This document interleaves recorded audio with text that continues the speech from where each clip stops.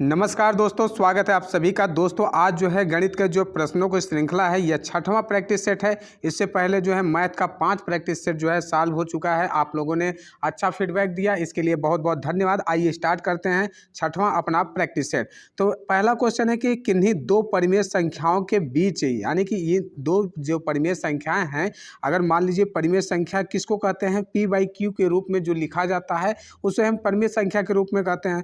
और इन दो संख्याओं के बीच मान लीजिए कोई भी दो संख्या है, इसके बीच में जो है कितनी परिमेय संख्याएं हो सकती हैं, इस क्वेश्चन में यही पूछा गया है। यानी कि कोई परिमेय संख्या नहीं होगी, या केवल एक परिमेय संख्या होगी, या अनंत परिमेय संख्या होगी, केवल एक परिमेय संख्या और एक अपरिमेय संख्या नहीं होगी। कौन सा? एक परिमेय संख्या होगी, कोई अपरिमेय संख्या नहीं होगी। चौथा वाला जो डी वाला ऑप्शन है ये कर रहा है। ठीक, तो यहाँ पे अगर देखें तो जो यहाँ पे परिमेय संख्या होगी, दो परिमेय संख्याओं के बीच में जो परिमेय संख्या होंगी वह अनंत परिमेय संख्या होगी। कौन सा? अनंत परिमेय संख्या। मतलब उसमें आपको जो है कि एक से कम है या कोई भी संख्या है उसमें कितनी संख्या कम हो सकती है इसकी कोई गणना नहीं की जा सकती, वो अनंत कह सकते हैं। कितना अनंत जो है अनंत परिमेय संख्या यह हो सकती है। ठीक, अगला क्वेश्चन है कि दूसरा है, यदि जो है कि 65 और 117 का मासा जो है महत्तम समापवर्तक जो है 65 - 117 के रूप में दर्शाया गया है, तो यानी कि एम का जो मान है वह क्या होगा। देखिए 65 और 17 को सबसे पहले तो आपको मासा निकालना होगा, यानी कि 65 और जो है कितना 117। कौन सा? 117 को जो आप खंड करेंगे, इसका गुणनखंड करेंगे तो 13 × 5 = 65। कौन सा? 13 और 5 का गुणनखंड आएगा 13 × 5 = 65। और यहाँ पे एक 13 और 9 का गुणनखंड आएगा 13 × 9 = 117। कितना? 13 × 9 = 117, 13 दाम में 130। तो यहाँ पे 13 का जो है कि एक खंड मिल रहा है। कौन सा? 13 का जो है एक कॉमन मिल रहा है, तो यहाँ पे कह सकते हैं मासा इसका कितना होगा, 13 हो जाएगा। तो यहाँ पे क्या लिखा है, मासा जो है आपका लिखा है, मासा का योग जो है 13 जो है 65 माइनस जो है 117। कौन सा? तो बराबर कर देंगे, 13 मासा है। कौन सा? 13 मासा है, तो इसको जो है 117 को जब इधर ले जाएंगे तो यह माइनस में है, यहाँ पर माइनस में है, जब उधर जाएगा तो प्लस में हो जाएगा। तो यहाँ पे 65 m बराबर जो है जो है कि 117 जो है 13 को जब ऐड करेंगे तो 130 हो जाएगा। देखिए जब 65 को आप जो है कि 130 में जब भाग देंगे तो यहाँ पे जब 130 यानी कि करेंगे तो यह आधा हो जाएगा, यानी कि m बराबर जो है आपका 2 आ जाएगा। कितना? जो है कि m बराबर जो है m को अगर यहीं पर रोकेंगे और 65 को बटे में भेजेंगे तो 65 एकम 65, 65 दूनी जो है कि 130 हो जाएगा। तो बी वाला विकल्प आपका सही हो जाएगा कि m बराबर जो है 2 आएगा, यानी कि m के जो दर्शाए हुए स्थान है तो m का जो मान होगा, तो m का जो मान होगा वह 2 मान होगा। ठीक, अगला क्वेश्चन है कि यदि परिमेय संख्या 5/9 का वह इसके योज्य प्रतिलोम। कौन सा? जो है 5/19 है। कौन सा? 5/19 का योज्य प्रतिलोम गुणनखंड या गुणात्मक प्रतिलोम होगा। कौन सा? योज्य प्रतिलोम। देखिए आप सभी जानते हैं कि पहले योज्य प्रतिलोम क्या लिखा जाता है, माइनस में लिखा जाता है। यानी कि अगर 5/19 है, 5/19 का योज्य प्रतिलोम अगर लिखा जाएगा तो -5/19 लिखा जाएगा। कौन सा? -5/19 जो है योज्य प्रतिलोम लिखा जाएगा। तो गुण जो है कि प्रतिलोम अगर जो है कि योज्य प्रतिलोम को इस तरह लिखा जाएगा, गुणात्मक प्रतिलोम अगर रहेगा तो उसको गुणा करेंगे। ठीक, तो यहाँ पे देखिए, अब देखिए यहाँ पे जो यह संख्या आ गई और एक ये संख्या आ गई। कौन सा? एक तो आपका जो परिमेय संख्या है वो तो दिया ही है, और दूसरी संख्या जो अब योज्य प्रतिलोम लिखे हैं आप उसको लिखे हैं। अब इन संख्याओं का जो है गुणनफल कर रहा है। कौन सा? यहाँ पे देखिए आपको अगले स्टेप में कर रहा है गुणनफल। तो 5/19 से गुणे जो है माइनस जो है 5/19 करेंगे तो यहाँ पे 5 × 5 = 25 हो जाएगा, माइनस में 25 बटे जो है आपका 19, 19 में 361। कौन सा? 19 का जब स्क्वायर करेंगे या 19 में 19 का गुणा करेंगे तो 361 हो जाएगा। अब 325 - 25/361 आ गया। मगर यहाँ पे कह रहा है कि प्रतिलोम। कौन सा? गुणात्मक प्रतिलोम। कौन सा? गुणनफल का जो है गुणात्मक प्रतिलोम निकालना है। कौन सा? आप योज्य प्रतिलोम का गुणनफल तो हमने निकाल दिया, अब यहाँ पे गुणात्मक प्रतिलोम भी निकालना है। जब इसका जो है गुणात्मक प्रतिलोम निकालेंगे तो 1 बटे जो है हो जाएगा माइनस जो है कि यहाँ पे जो ये संख्या पलट जाएगी, कह सकते हैं कि 361 बटे जो है आपका 25 होगा, मगर यहाँ पे माइनस में होगा। कौन सा? ये पहले वाला विकल्प आपका सही हो जाएगा, 361 बटे जो है 25 माइनस में रहेगा। ठीक, अगला क्वेश्चन है चौथा है कि इतनी संख्याएं दी है गए हैं, इसका सरल करना है। कौन का सरल करना है? देखिए आपको दिख रहा होगा 5.4 जो है कि 7, 5.47 माइनस 4.53 जो है कि और 4.53, ये दो दो बार आपको लिखा हुआ है गुणा करके। आप इसको लिख सकते हैं कि ए स्क्वायर माइनस बी स्क्वायर बटे जो है आपकी ये संख्या, ठीक। तो ए स्क्वायर बी स्क्वायर को आप लिख सकते हैं ए प्लस बी, ठीक। एक कोष्टक में ए माइनस बी इस तरह लिख सकते हैं। तो यहाँ पर वही काम यहाँ पे लिख सकते हैं, 5.47 का स्क्वायर लिख सकते हैं, माइनस 4.53 का स्क्वायर लिख सकते हैं, बटे 0.94 लिख सकते हैं। तो यहाँ पे इन दोनों को अलग अलग ए प्लस बी के रूप में लिखेंगे तो एक संख्या जो है प्लस में होगी। कौन सा? एक संख्या आपकी प्लस में होगी, एक माइनस में होगी। तो यहाँ पे लिख सकते हैं 5.47 जो है प्लस में जो है कि 4.53। कौन सा? 53 जो है एक कोष्टक में हो जाएगा, एक कोष्टक में प्लस में लिखेंगे और दूसरे कोष्टक में यही संख्या जो है 4.57 माइनस में लिखेंगे जो है कि 4.53। कौन सा? 53 और बटे जो है आपका जो है 0.9 जो है 4 होगा। कौन सा? 0.94 हो जाएगा। अब देखिए जब इस संख्या को जोड़ेंगे, पहली वाली संख्या 5.47 को अगर जोड़ेंगे तो यह 10 प्राप्त होगा। कौन सा? 10 प्राप्त होगा। अब जबकि इसको 5.47 में से अगर 4.53 को अगर घटाएंगे तो यह 0.9 जो है 4 प्राप्त होगा, जो कि यह नीचे वाली संख्या से कट जाएगी। कौन सा? यह नीचे वाली संख्या से भाग दे जाएंगे, जो एक आएगा तो एक का गुणा जो है 10 में करेंगे तो 10 ही आंसर आ जाएगा। तो ये चौथा का जो है आंसर हो जाएगा 10 जो है आंसर आ जाएगा। देखिए पांचवा क्वेश्चन है कि ए की मासिक आय बी की आय की 20% है। कौन सा? 20% है, मतलब जो है आप फ्रैक्शन वैल्यू में बदलेंगे तो 1/5 हो जाएगी। और ए की जो है आय कितनी है? सी की आय का जो है 30% है। यदि तीनों की सम्मिलित प्रति माह आय जो है 74,700 है तो सी की जो है आय कितनी हो गई? मान लीजिए आपका सी की आय जो है यक्स है। कौन सा? सी की आय जो है यक्स आय है और सी की आय का जो है आपको दिया है कि बी की आय का जो है 30% है, यानी कि जो बी की आय आप निकालेंगे तो सी का आय जो है यक्स है, इसका जो है 30% है जो है बी की आय। कौन सा? बी का आय। तो यहाँ पे आप लिख सकते हैं 3x बटे जो है आपका 10। कौन सा? 0 से 0 कटाएंगे तो 3 बटे जो है 10 इंटू एक्स जो है बी की आय आ जाएगी, ठीक। तो यहाँ पे जब ए की आय निकालेंगे, कौन सा? ए की आय जब निकालेंगे तो बी की आय का जो है 20% अधिक है। 20% अधिक का मतलब जो है 1/5 इसकी फ्रैक्शन वैल्यू जो हो रही है ये एक अधिक है, तो यानी कि इसको 6/5 हम लिख सकते हैं। कौन सा? 6/5 जो है लिख सकते हैं। तो यहाँ पे आपका जो है बी की आय जो पहले लिखेंगे, बी की आय का जो है कि 6/5% जो है अधिक है, यानी कि 6×18 जो है कि बटे जो है 50x है। कौन सा? 18/50x। या तो आप इसको जो है 3x बटे जो है 10 लिखने के बाद भी जो है कि इसको अगर नहीं लिखते हैं तो आपको जो है कि 100 + 20 लिखना होगा, बटे 100 लिखेंगे तब भी वही वैल्यू आएगी फ्रैक्शन वैल्यू के जो है बिना कन्वर्ट किए। तो यहाँ पे इतनी वैल्यू आ गई, तो इसको आप नोट कर लीजिए, ये तीनों वैल्यू, यानी कि यक्स की वैल्यू आपकी सी की आय जो है यक्स को माना गया है और जो है बी की आय जो है 3x/10 है, ए की आय जो है 18x/50 आ गया, ठीक। तो इसके आगे जो है चलेंगे, जब इन तीनों का सम्मिलित प्रतिमाह आय जो है 74,700 आपको दिया है, यानी कि ए प्लस बी प्लस जो है आपका सी बराबर जो है 7400 जो है 74,000 जो है 700 दिया है। तो ए की जो है आपने निकाला कितना? 18x/50, ठीक। प्लस बी की जो है आय हमने निकाला 3x/10 प्लस से जो है सी की आय जो है यक्स, और ये है 74,000 जो है आपका जो है कि 74,700 रुपया जो है आपका ये तीनों का है।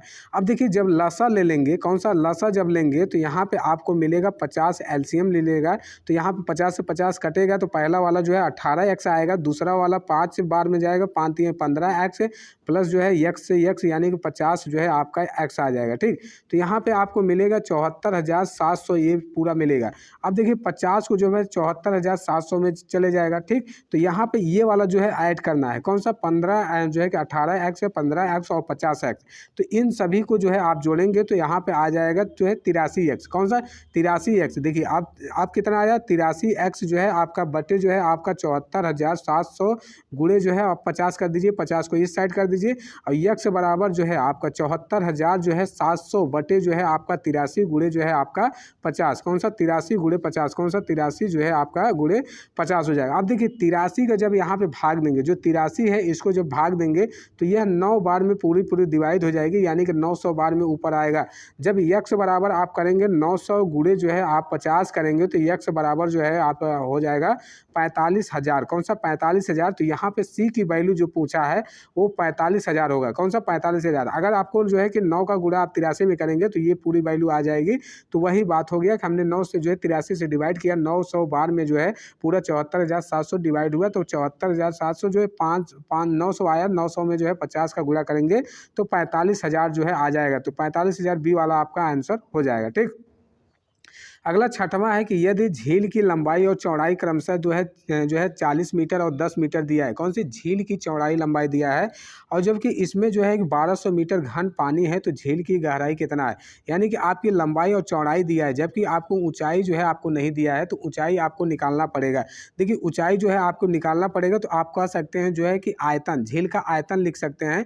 झील का आयतन में आप क्या लिख सकते हैं, झील का जो आयतन होगा वह होगा आपका लंबाई गुणे चौड़ाई गुणे जो है आपका ऊंचाई, कौन सा गुणे ऊंचाई, बराबर जो है 1200 घन, कौन सा 1200 घन आपका जो है 40 मीटर जो है लंबाई दिया है, ऊंचाई जो है कि चौड़ाई दिया है 10 मीटर, ऊंचाई हमको यच मान लेना है, निकालना है। ठीक है, 1200। अब देखिए 0 से 0 कटा दिया और 0 से 0 कटा दिया और 4 से जो है इसको कटा दिए, 4 तिहाई 12, यानी कि यच बराबर जो है 3 मीटर, कौन सा यच बराबर जो है 3 मीटर आपका आंसर आ जाएगा सी वाला। कौन सा समझ में आ गया होगा कि लंबाई गुणे चौड़ाई गुणे ऊंचाई से फार्मूला से निकालेंगे तो यह घन में आ जाएगा, घन मीटर में इसको लिखेंगे, या मीटर का क्यू भी लिखते हैं, घन मीटर को मीटर में क्यों लिखते हैं। 40 गुणे जो है 10 गुणे जो है यच लिखेंगे, 40 से जब कटाएंगे तो यहाँ पे 4 तिहाई 12 जो है से यानी कि जो है 120 आ जाएगा, 30 आ जाएगा, और 0 से 0 कटा देंगे तो ये यच जो है आपका जो है 3 मीटर आ जाएगा। ठीक। अगला क्वेश्चन है सातवां है, यदि ए बी सी डी, कौन सा ए बी सी डी एक चतुर्भुज है, कौन सा, यहाँ पे आपको फिगर मिल जाएगा, तो यह बता रहा है कि इसमें से कौन सा विकल्प आपका सही होगा। देखिए आपको जो है कि ए सी का सबसे ए सी का स्क्वायर प्लस बी डी का स्क्वायर, आप देख रहे होंगे कि विकर्ण का जो है स्क्वायर के बराबर निकल लाना है, और वो भी ए बी पूछा है, कौन सा ए बी पूछा है, तो यहाँ पे क्या होना चाहिए, क्या होना चाहिए। आप जानते हैं कि जब जो विकर्ण खींचा गया है, कौन सा ओ ए, कौन सा ओ ए बराबर ओ सी जो है बराबर 1/2 AC, कौन सा 1/2 AC, यानी कि जो ए यहाँ से यहाँ तक का जो विकर्ण है और इसके आगे जो विकर्ण है दोनों जो है 90 डिग्री पे काट रहे हैं, तो दोनों बराबर विकर्ण होंगे, यानी कि OA बराबर OC बराबर जो है AC का, यानी कि इस विकर्ण का पूरे का जो है आधा होगा, कौन सा आधा होगा, तो इसके बराबर हो जाएगा, तो OA बराबर OC बराबर जो है AC का आधा हो जाएगा। और वैसे ही जो है BD का भी आधा कर देंगे, कौन सा 1/2 BD जो है करेंगे, तो यहाँ पे DO, कौन सा DO या BO, कौन सा BO करेंगे, तो ये दोनों बराबर हो जाएगा, यानी कि आधे का बराबर आधा, कौन सा इसके बराबर ये हो जाएगा, इसके बराबर ये हो जाएगा, मगर ये पूरे का बराबर जो है आधा हो जाएगा, कौन सा 1/2 जो है आधा करेंगे तो हो जाएगा। देखिए कोई भी आप एक त्रिभुज ले लीजिए, कोई भी आप ले सकते हैं त्रिभुज, जैसे कि मान लीजिए आप ए ओ बी, कौन सा यहाँ पर ए ओ बी, इस त्रिभुज को हम ले रहे हैं, कौन सा त्रिभुज, ये वाला त्रिभुज हम ले रहे हैं, तो वहाँ पे जब पाइथागोरस प्रमेय लगाएंगे तो यहाँ पे आप देखेंगे तो जो ए बी का स्क्वायर, कौन सा ए बी का स्क्वायर बराबर आपका ओ ए का स्क्वायर प्लस ओ बी का स्क्वायर, कौन सा ओ ए का स्क्वायर प्लस ओ बी का स्क्वायर, कौन सा ओ बी का स्क्वायर, हमने देखा कि एक वैल्यू रखना है, कौन सा ए बी का स्क्वायर बराबर एक वैल्यू हमको रख देना है, दोनों को एक ही बराबर लाना है, कौन सा यहाँ पे देखिए ओ ए के वैल्यू हम रखेंगे अगर सी वाले पदों में, तो 1/2 AC का स्क्वायर लिख सकते हैं, प्लस जो है कि 1/2 जो है BD का स्क्वायर लिख सकते हैं, कौन सा 1/2 BD का स्क्वायर लिख सकते हैं, तो यहाँ पे जो है आधा दोनों का है, कौन सा 1/2 BD का स्क्वायर, देखिए दोनों का स्क्वायर है, जब आप इसका स्क्वायर करेंगे तो 1/4 AC का स्क्वायर प्लस 1/4 BC का स्क्वायर हो जाएगा, कौन सा 1/4 जो है AC का स्क्वायर प्लस 1/4 जो है 4 जो है आपका 1/4 जो है आपका BD का स्क्वायर हो जाएगा, कौन सा BD का स्क्वायर हो जाएगा। अब देखिए इनमें 1/4 जो है कॉमन ले लेंगे और 4 को जो है AB की तरफ भेज देंगे, कौन सा 4 को जो है आप देखिए अब AC का स्क्वायर जो है और प्लस जो है BD का जो है स्क्वायर है, इसको हम कॉमन लिए, 4 जो है बाहर लिए और AB हम देखें AB का स्क्वायर, अब इस 4 को जब यहाँ पे भेजेंगे तो ये 4AB हो जाएगा, कौन सा 4AB का स्क्वायर हो जाएगा, जबकि AC का स्क्वायर प्लस BD का स्क्वायर रहेगा। देखिए यहाँ पे ये वाली समीकरण आपका आ रहा है कि AC का स्क्वायर प्लस BD का स्क्वायर इक्वल टू 4AB का स्क्वायर, कौन सा AC का स्क्वायर प्लस BD का स्क्वायर बराबर 4AC, तो आपका सातवां वाला आंसर जो है B C वाला विकल्प आपका सही हो जाएगा। ठीक, तो अगला क्वेश्चन है कि 8वां है, दी गई आकृति में x और y, कौन सा x और y जो है के मान क्रमशः होंगे। देखिए यहाँ पर x दिया है, यहाँ पे y और x दो मान दिए गए हैं।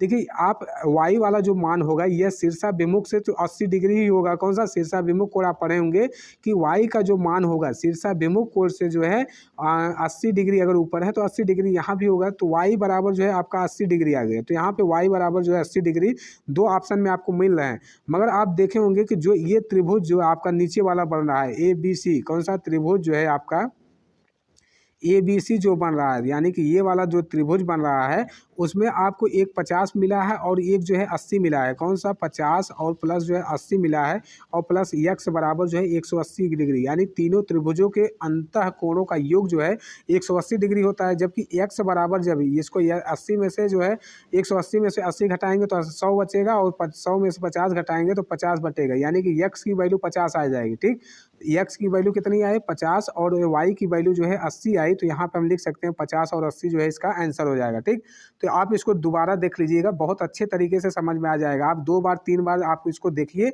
आपको बिल्कुल समझ में आएगा। ठीक, अगला क्वेश्चन है कि 9वां है कि एक एलिवेटर, कौन सा एक एलिवेटर किसी खदान में जो है 6 मीटर प्रति जो है कि 6 मीटर प्रति मिनट से, कौन सा 6 मीटर जो है आपका मीटर जो है प्रति मिनट से आपको जो है यह जो है उतर रहा है। कौन सा उतर रहा है?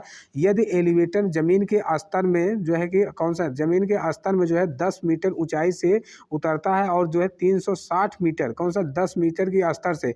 मान लीजिए यह जो फिगर दिया है, ये फिगर इस तरह है, ये जमीन है, कौन सा ये जो है जमीन है, जमीन के अंदर जो है इसको 350 मीटर जा रहा है, जबकि ये 10 मीटर ऊपर से ही आ रहा है। कौन सा 10 मीटर ऊपर से आ रहा है। जब आप 350 और प्लस जो है 10 करेंगे तो यह 360 हो जाएगा। कितना? 360 मीटर यह चलेगा। कौन सा एलिवेटर जो है 360 मीटर चलेगा। ठीक, देखिए 350 और 10 मीटर 300 जो है 60 मीटर, यानी कि यहाँ से लेकर जो है पूरा जो है एलिवेटर जो उतरेगा, उतरने वाला काम जो इसका होगा 360 मीटर होगा, जबकि ये 6 मिनट की दर से उतर रहा है। कौन सा 360 जो है कि आपका जो है 6 मिनट की दर से। आप चाल बराबर जो है दूरी बटे समय होता है। अगर हमको समय जो है क्या निकालना है, समय निकालना है, तो दूरी बटे चाल हो जाएगी। जो चाल हमारा दिया है 6 मीटर प्रति सेकंड, तो 6 नीचे हो जाएगा और समय हमारा आगे हो जाएगा। तो हम लिख सकते हैं कि जो समय बराबर, कौन सा समय बराबर जो है दूरी आपका 360 बटे 6 मीटर। अब इसको कटा देंगे 6 36 यानी कि 60 आ जाएगा। तो 60 मिनट आपको लगेगा। कौन सा 60 मिनट लगेगा उतरने में। तो 60 मिनट आपको आंसर में नहीं दिया है, तो इसको मिनट को घंटा में बदलेंगे तो 60 मिनट को 1 घंटा बोला जाता है।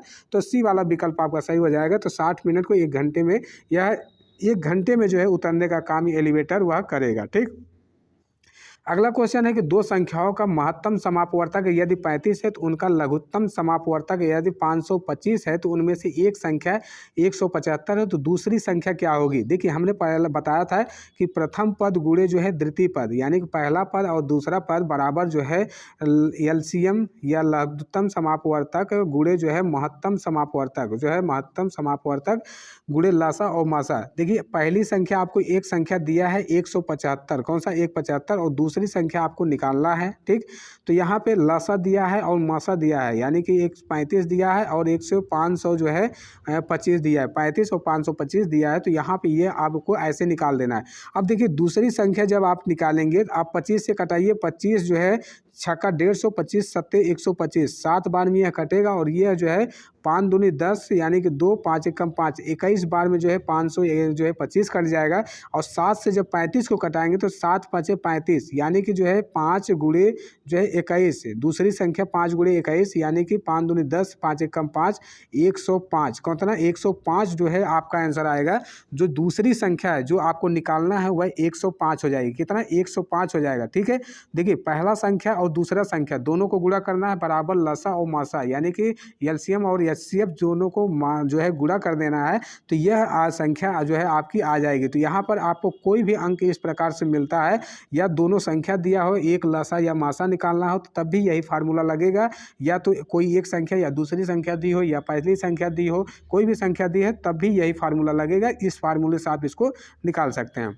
अगला क्वेश्चन है कि 11वां, यदि कोई धनराशि जो है 5 जो है कि प्रतिशत वार्षिक ब्याज की दर से 6 वर्षों में जो है 2600 हो जाती है। कितना? 6 वर्षों में जो है 2600 हो जाती है। तो वह जो है कि कितना जो है कि राशि वह है, यानी कि जो राशि है वह राशि क्या है? पहला जो है 5%, कितना जो है कि इसका दर जो है वह 5% है, और जो राशि जो है कितना हो रहा है वो 26, यानी कि ब्याज जो है, अगर हमको ब्याज निकालना रहे तो हमें मिश्र धन, कौन सा? मिश्र धन माइनस जो है आपको मूलधन करना पड़ेगा। मूलधन क्या है? आपको मिश्र धन जो है 2600 आपको दिया है कि 2600 पूरा आ रहा है 6 वर्षों के ब्याज के साथ, यानी कि ब्याज के साथ। और मूलधन हमको निकालना है यक्स, अगर हम मान लें मूलधन, तो ये हमारा ब्याज हो जाएगा। कौन सा? ये हमारा ब्याज हो जाएगा। ब्याज बराबर जो है मिश्र धन माइनस मूलधन। कौन सा? मिश्र धन माइनस मूलधन। और सूत्र आप जानते हैं कि जो है कि साधारण जो ब्याज होता है, सिंपल इंटरेस्ट जो होता है, वह बराबर होता है, किसके बराबर होता है? वह मूलधन गुणे जो है आपका दर होता है, गुणे आपका समय, कौन सा? समय बटे जो है आपका 100, यानी 100 होता है। ठीक, आपको साधारण ब्याज आपको दिया है 2600 माइनस एक्स। कौन सा? 2600 माइनस एक्स। मूलधन आपको निकालना है, यक्स निकालना है, गुणे दर आपको 6 वर्ष दिया है, गुणे समय जो है आपका जो है कि 6 वर्ष, समय 6 वर्ष, और जो है दर जो है 5 वर्ष दिया है, और गुणे जो है आप 100 कर देंगे। कौन सा? बटे में 100 करेंगे। अब देखिए इसको आपको कटाना है। पहले जो है कि 5 छक जो है 5 20 बार में कट जाएगा, जो है कि आपको इसको हम कटाते हैं। 5 से जब 100 को कटाएंगे तो 20 बार में आएगा। कौन सा? 20 बार में यहाँ कटेगा नीचे, और 20 को जो है 2 से कटाएंगे तो 10 बार में जाएगा, और 6 को 3 से, यानी कि 3 और 3/10 कितना आएगा? तो यहाँ पे आएगा 2600 माइनस जो है यक्स से बराबर जो है आपका कितना कटाया हमने यहाँ पे 5 से जब कटाया तो यक्स बटे जो है आपका 3 बटे जो है आपका 10, इतना आया जो है 3। ये संख्या आपकी आ गई। अब देखिए, अब इसको जो है आप इधर गुणा कर दीजिए, तो आप गुणा करेंगे तो 2600 यहाँ पे गुणा 10 जो है आप माइनस 10 एक्स बराबर है 3x। कौन सा? 10 एक्स माइनस 3। अब ये जो है 10 एक्स अगर इधर जाएगा तो ये हो जाएगा 13x। कौन सा? 13x। ये 2600 के बदले जो है 26 जो है 2600 गुणे 10 जो है बराबर जो है 13 गुणे जो है आपका x। 13 से जब इसको कटाएंगे 13 दूनी 26, यानी कि 200 आएगा।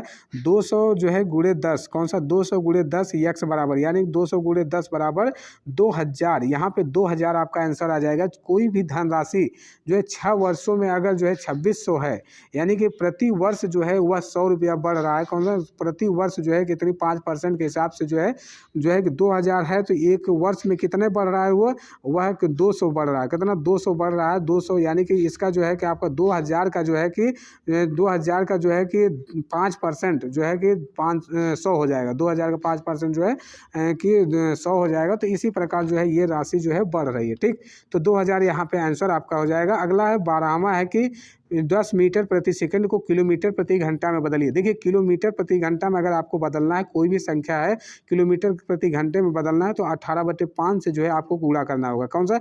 जो है 10 से गुणे जो है 18/5 आप कर दीजिए। 5 से ये कटा दीजिए, 5 दूनी 10, 2 से गुणा करेंगे जो है कि 2 गुणे जो है 18, 18 दूनी 6 है 36। तो डी वाला इसका आंसर आ जाएगा। अगर यही संख्या अगर उल्टा रहती है, हमको अगर किलोमीटर प्रति घंटे में देता, मीटर प्रति सेकंड में बदलना रहता, ठीक, तो उसमें हमको 5/18 से जो है गुणा करना पड़ता है। कितना? 5/18 से जो है किलोमीटर प्रति घंटे को जो है अगर बदलना रहता है, और मीटर प्रति सेकंड में तो 5/18 से गुणा करना रहता है। तो ये संख्या आपको 2 पॉइंट जो है याद रखना है कि यहाँ पे हो जाएगा। अगर यही संख्या अगर आपका जो है कि 20 मीटर रहता है, तो 20 मीटर रहता है तो इसको जो है कि 18/5 अगर करते तो यहाँ पे ये जो है कि 5 चौके 20 से 18 चौक 72 आता है। तो आपको समझ में आ रहा होगा कि 10 अगर आता है तो यहाँ पे 36 लिखिए, अगर 20 आता है तो आप यहाँ पे 72 लिखिए। ठीक, तो इसी प्रकार से आप इसको बढ़ाते रहिए तो यहाँ पे लिख सकते हैं। तो यहाँ फैक्ट यहाँ पे कई पॉइंट इस तरह से बन सकते हैं। तो यहाँ पे डी वाला 12वां का आपका आंसर हो जाएगा। अगला है 13वां क्वेश्चन है कि कोण बी बराबर 70 डिग्री। यहाँ पे आपको बी बराबर 70 डिग्री, सी बराबर जो है आपको जो है 60 डिग्री दिया है। अगर ई जो है, कौन सा? ई जो है बीसी के मध्य बिंदु है। कौन सा? ई जो है आपके बीसी का मध्य है, और एफ जो है आपका जो है एबी के मध्य बिंदु बिंदु है, तो बिंदु जो है कोण जो है आपको कौन सा कोण निकालना है, कोण जो है आपको निकालना है कोण एफ, कौन सा एफ जो है एफ ई जो है बी, कौन सा एफ ए बी, ये वाली कोण आपको निकालना है, यानी कि ये कोण निकालना है।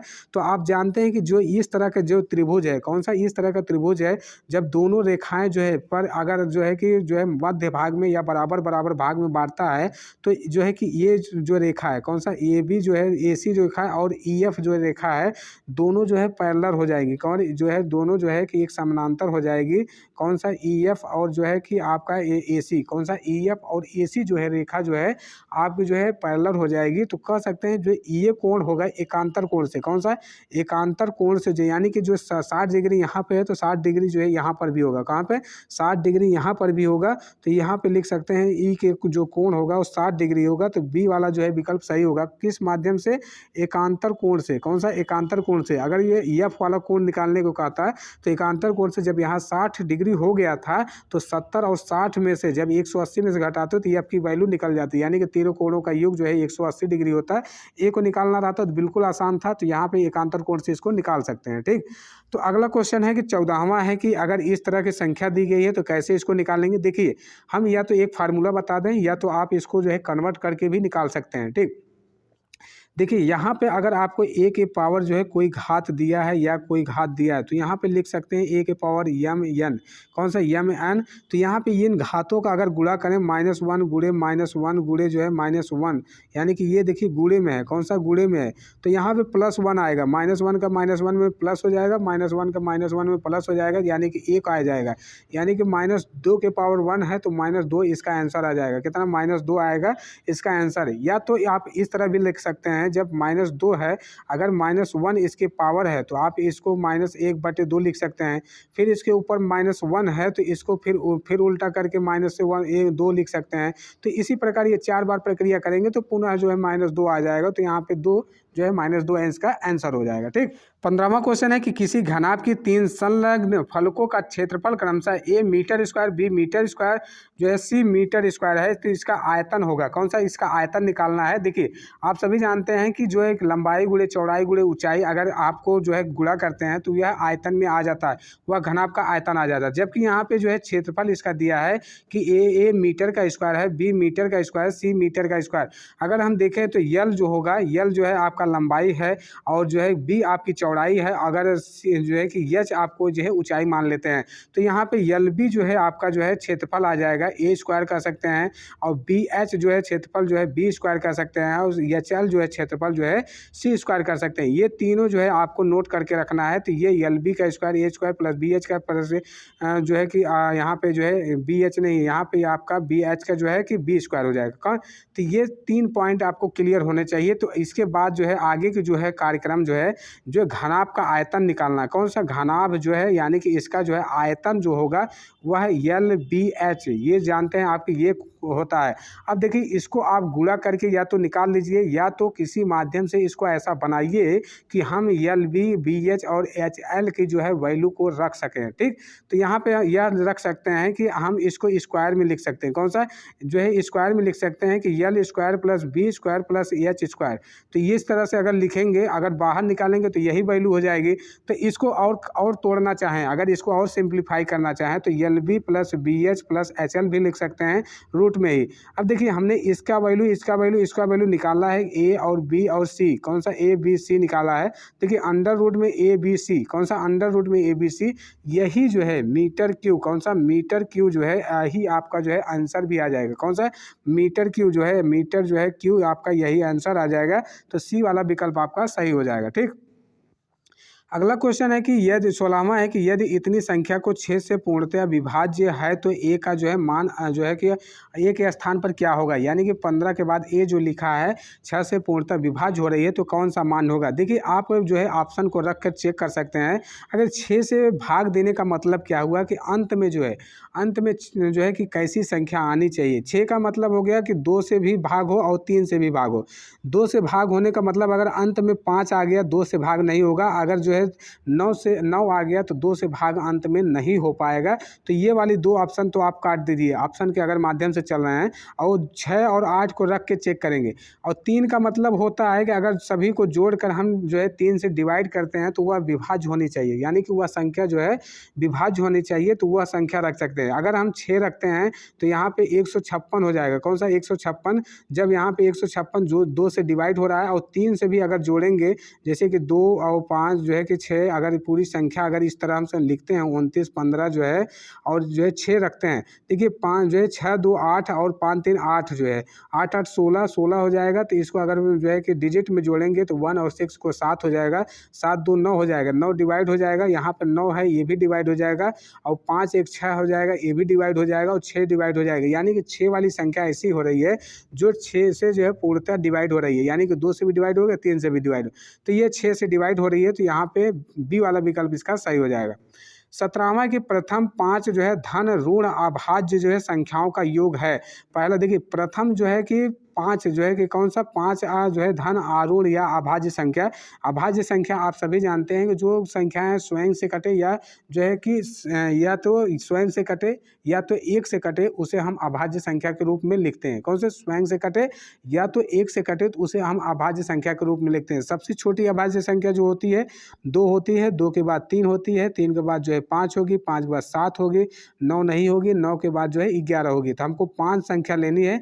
5 संख्याओं को जोड़ेंगे जब है 5 जो है कि 3 2 5, 5 3 जो है कि जो है 5 5 10, 10 7 17, 17 और 11 जो है 28, यानी कि 28 जो है आपका आंसर हो जाएगा। 17वां का 28 जो है यही आपसे पूछा गया है। ये दिया है कि 18वां कि जतिन और प्रिया के पास मिलाकर 41 रुपये है। यदि जतिन के पास 1/4 जो है प्रिया के पैसों के जो है 1/7 भाग 2 से अधिक है, तो जो है कि प्रिया के पास है। देखिए ये समीकरण आपको पहले अगर बनाना है तो यानी कि 1/4 प्रिया के पैसों का 1/7 + 2 अधिक है, यानी पहले जतिन के पास पैसा कितना है, यानी कि प्रिया के पास जो है, जो प्रिया है, प्रिया के पास जो है x रुपया है, मान लीजिए x रुपया है, तो जतिन के पास कितना है 41 - x करेंगे, या तो जतिन के पास जो है 41 - x कर देंगे तो ये जतिन का पैसा आ जाएगा। जबकि प्रश्न के अनुसार बताया गया है कि जो है कि जतिन का पैसा 1/4 भाग, यानी कि जतिन का जो है 41 माइनस कौन सा 41 जो है आपका -x बटे जो है 4, ठीक। तो यहाँ पे प्रिया का जो है 1/7 x/7 + 2 अधिक है, यानी कि +2 अधिक है। अब इसको एलसीएम लेंगे, एलसीएम लेके जो है दोनों को जो है कटा देंगे तो ये जो है कि जो x की वैल्यू आ जाएगी वही है इसका मान आ जाएगा। देखिए यहाँ पे अगर जो है कि इसको डिवाइड करें तो यहाँ पे देखें तो 41 जो है 41 - x बराबर जो है 4 को इधर जो है ले जाना पड़ेगा एलसीएम लेने के बाद जो है, तो x प्लस जो है 14 बटे जो है 7 है, ठीक। 7 जो है आपका 4 यहाँ पे आ गया, 7 को जो है 41 की तरफ ले जाना पड़ेगा। कौन सा 7 को 41 की तरफ? देखिए आपको ऐसे लिखना है 41 - x × 7, कौन सा 7 बराबर जो है आपको x प्लस जो है 14 गुणे जो है 7 लिखना है। कौन सा 14 गुणे 7? जब इसको आप गुणा करेंगे तो 7x माइनस जो है 7 एकम 7, 7 चौक 28, ठीक। तो यहाँ पे आप लिख सकते हैं 4 एकम 4 जो है 14 चौका 56, कौन सा 14 चौका 56 जो है आपका यहाँ पे हो जाएगा। अब 4x और जो है 7x को इधर ले जाएंगे तो प्लस में हो जाएगा, यानी 7 4 11x, और जबकि यहाँ 56 को जब इसमें से घटाएंगे तो यहाँ पे 200 जो है कि 87 से 56 को घटाएंगे तो कितना आएगा, यानी कि जो है 6 घटेगा, 7 में से 3 आएगा, और 8 में से जब 5 जाएगा, यानी कि 8 में से जब 5 जाएगा, 8 में से 5 जाएगा 2, यानी कि यहाँ पे कह सकते हैं कि 7 में से 6 1 बचेगा और ये 3, यानी कि 231 बचेगा, और 11 बटे जो है x है। कौन सा 11 बटे x है? जब 11 से इसको कटाएंगे तो 2 दूनी 22 और 11 कम 11, यानी कि x की वैल्यू जो है 21 रुपये आ जाएगी। कौन सी? x की वैल्यू जो है 21 रुपये आ जाएगा। सी वाला विकल्प आपका सही होगा। 231 को जब 11 से आप डिवाइड करेंगे तो 11 दूनी 22 और 1 बचेगा तो 11 कम 11, यानी कि 21 आएगा। तो यहाँ पे 21 आपको लगा लेना है, ठीक। तो अगला है कि 19वां है कि यदि एक वृत्त की परिधि जो है 44 सेमी है। कौन सी वृत्त की परिधि? आप जानते हैं कि जो वृत्त होती है उसका जो है परिधि जो होता है, परिधि कौन सा परिधि जो होगा 2πr जो है वह जो है 44 दिया है। कौन सा 2πr जो है 44 दिया है, जबकि उसका क्षेत्रफल जो है कितना होगा, यानी कि πr² की जो है वैल्यू कितनी होगी। जब देखिए इसको 2 से 2 डिवाइड करेंगे, 2 से 2 डिवाइड करेंगे, जो 44 है 44 बराबर जो है πr 2πr जो है इसको 22 आएगा। कौन सा 22 आएगा, यानी कि पाई को जो है 22 जो है पाई का वैल्यू जो है 22/7 हम अगर रखते हैं तो आर की वैल्यू जो है मिल जाएगी, यानी कि 22 से 22 आर बराबर जो है 7 आ जाएगा। कितना? आर बराबर 7 हो जाएगा। अब देखिए आर बराबर आपको मिल गया, आर बराबर 7। कौन सा? पाई आर स्क्वायर की वैल्यू का निकालना है, तो 22/7 पाई की वैल्यू और 7 × 7 हो जाएगा। 7 से 7 इसको कटाएंगे, 7 दूनी 14 जो है, 7 दूनी 14 एक 15 के जो है हो जाएगा। तो ये 100 जो है 56 सेमी स्क्वायर आ जाएगा। कितना?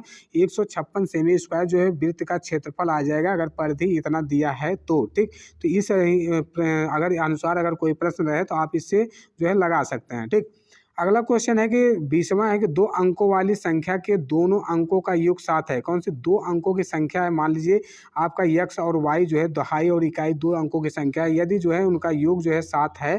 ठीक, यदि 27 जोड़ दिया जाए तो अंकों का क्रम उलट जाता है, तो वह संख्या क्या होगी? देखिए आप पहले जोड़ के देखिए 7 कौन सी अंक आ रही है। 7 में सभी में आ रहा है, तो 7 ये योग है, यानी कि कोई भी अंक हो सकता है।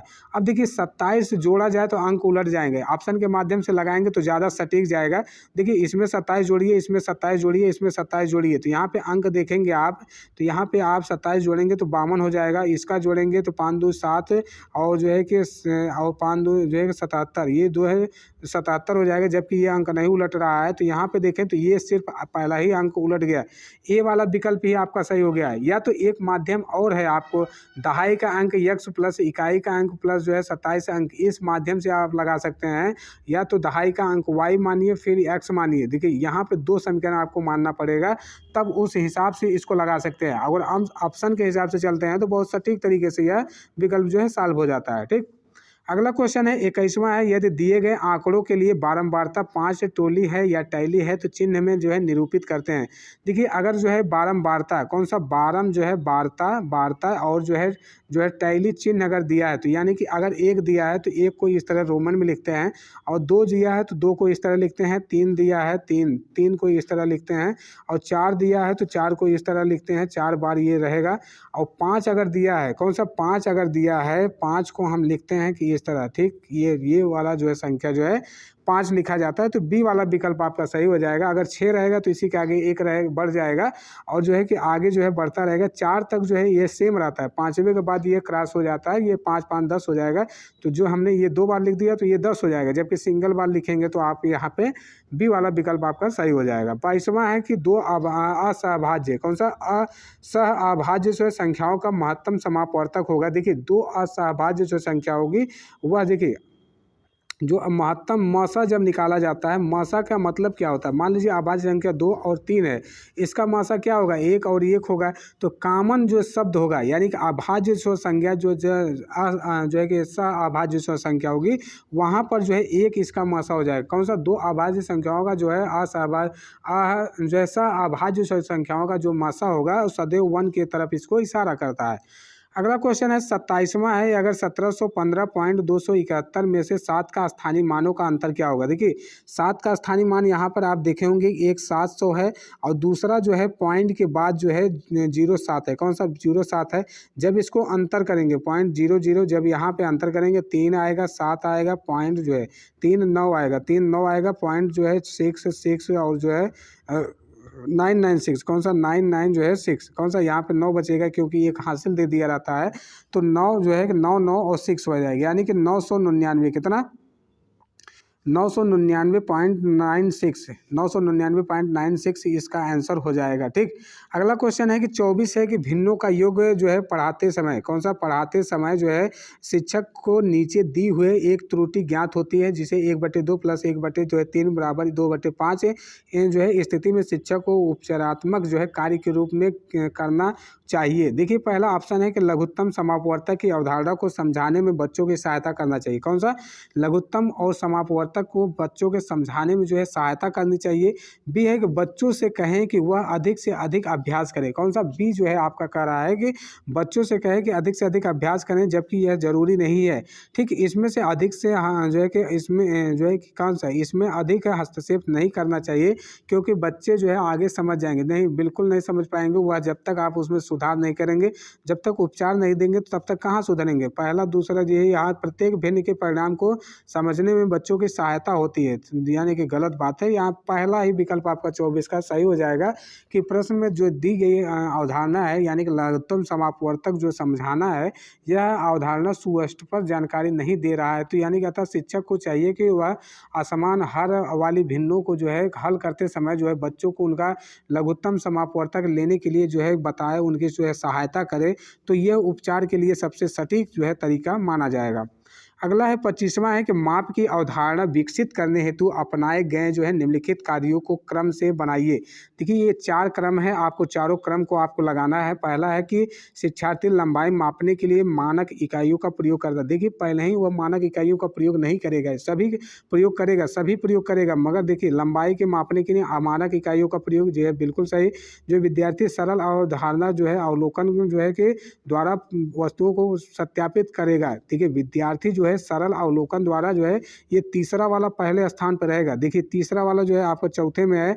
दूसरा जो है लंबाई मापने के लिए फिर प्रयोग होगा, उसके बाद मानक इकाई, उसके बाद मीटरी इकाई होगा, यानी कि चौथा जो है बाद में है। तो ये डी वाला जो है विकल्प आपका सही हो जाएगा। अगला क्वेश्चन है कि 26वां है कि एक अच्छा गणितज्ञ होने के लिए डैश डैश डैश जरूरी होता है। पहले से ऑप्शन है कि सवालों के उत्तर देने की तकनीक में निपुणता। कौन से सवालों को उत्तर देने में जो है निपुणता रहनी चाहिए, या अधिकतर सूत्रों को याद करना। देखिए सूत्रों को तो याद करना ये बहुत बड़ी बात नहीं होती है, जो है कि और बहुत जल्दी सवालों को हल करना, सभी अवधारणाओं को समझना, लागू करना और इसमें संबंध जो है बनाना, ये वाला जो है विकल्प आपका सही हो जाएगा।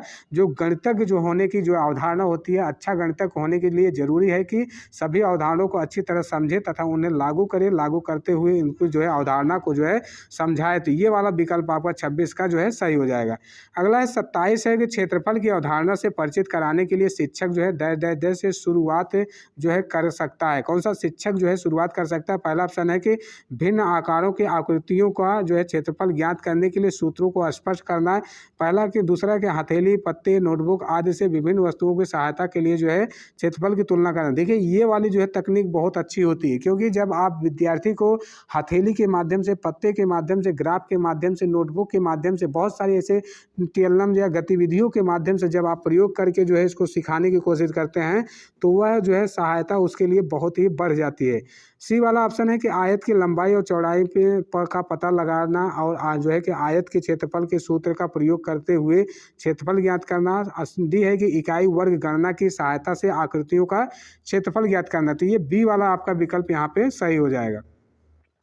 अगला क्वेश्चन है कि 28 है कि EF एक वृत्त की जीवा है जिसकी लंबाई जो है 10 सेमी है। यदि वृत्त की त्रिज्या जो है 13 सेमी हो तो केंद्र से जीवा पर डाला गया लंब क्या होगा? देखिए आपका ये त्रिभुज है, त्रिभुज में जीवा दिया है, यह जीवा जो है 10 सेमी है, जबकि यहाँ से जीवा पर लंब माना जा रहा है, और जो है यहाँ पे 13 सेमी जो है इसकी त्रिज्या दी है। यानी कि केंद्र से O से जो है कि EF, कौन सा EF जो है यहाँ पे जो है केंद्र से जो है E के O के बीच की दूरी है वह 13 सेमी दिया है, जबकि यहाँ पे जीवा O और जो है यहाँ पे अगर जो है D मान लें तो OD की जो है लंबाई ज्ञात करना है।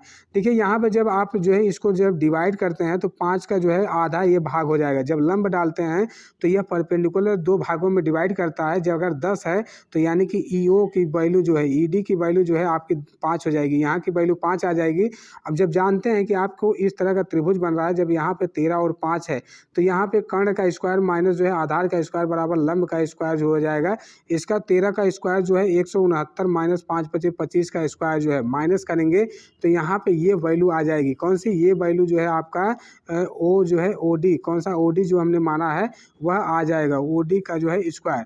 अब देखिए यहाँ पे 144 आ जाएगा। जब 169 माइनस 25 करेंगे तो 144। अब OD के अगर ये वर्गमूल निकालेंगे तो यहाँ 144 का तो ये 12 आ जाएगा। कितना? तो यहाँ पे 12 जो है इसका आंसर हो जाएगा। जो 28 का जो है 12 यहाँ पे आंसर हो जाएगा। अगला है 29 है, यदि किसी वर्ग के विकर्ण को दोगुना कर दिया जाए तो उसका क्षेत्रफल होगा। कौन सा? वर्ग का जो विकर्ण है, यानी कि विकर्ण जो है क्षेत्रफल जो है बराबर होता है वह D का स्क्वायर बटे 2, यानी कि वर्ण के विकर्ण का क्षेत्रफल होता है। जबकि आप वर्ग का क्षेत्रफल अगर दोगुना किया जाए, यानी कि वर्ग का अगर क्षेत्रफल जब निकाला जाएगा, 2D, कौन सा? 2D बटे 2 का स्क्वायर हो जाएगा। तो यहाँ पे ये 4 जो है D का स्क्वायर बटे 2, यानी कि 2 का स्क्वायर, ये D ये तो रहेगा ही। तो इसी को हम क्षेत्र क्षेत्रफल लिख रहे हैं तो यानी कि 4 गुना हो जाएगा। कौन सा? 4 गुना। तो ये पहला वाला ऑप्शन सही हो जाएगा, जो है कि वर्ग का जो क्षेत्रफल होगा वह 4 गुना हो जाएगा। कितना? 4 गुना, जो विकर्ण का स्क्वायर बटे 2 हो जाएगा। कौन सा? ये यहाँ से अगला क्वेश्चन चले तो 30वां क्वेश्चन है।